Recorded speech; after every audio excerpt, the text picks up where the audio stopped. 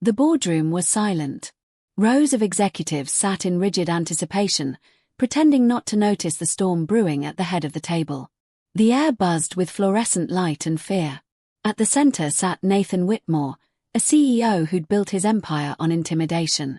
To him, this was routine, another meeting, another employee to break. What he didn't realize was that today, his favorite game would turn against him. Nathan leaned back in his leather chair, tapping his pen with a smirk. He was in control, as always.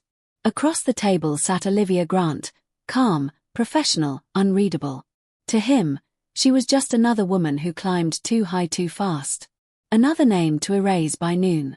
He looked down at her termination papers, ready to enjoy the performance.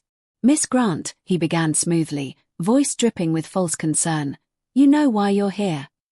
Olivia met his gaze without blinking. "I do," she said. "But I'd rather you explain why you think I'm here." A faint chuckle escaped Nathan's lips, but behind the smirk, something faltered. He wasn't used to being challenged. "Not like this." Nathan cleared his throat. "Your department has been under review," he said dramatically. "We've found irregularities, missing funds, mishandled projects." Olivia didn't flinch. "None of which I had any involvement in." Her tone cut through the room like a knife. The executives shifted uncomfortably. Nathan tried to reassert his control.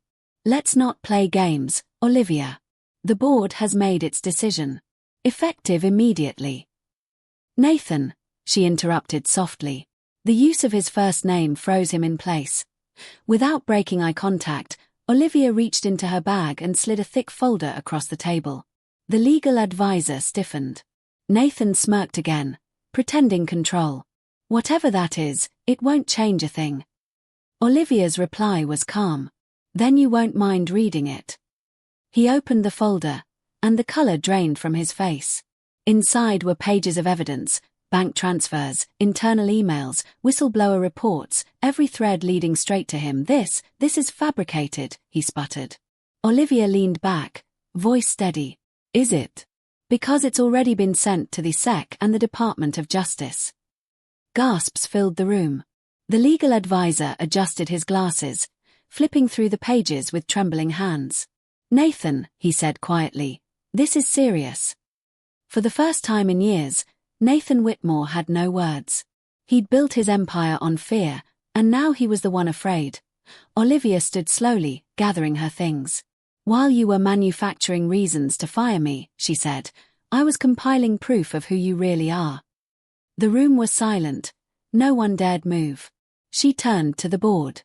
"Gentlemen, I'll be available for any questions." Then, facing Nathan one last time, "Next time," she said softly, "think before you assume."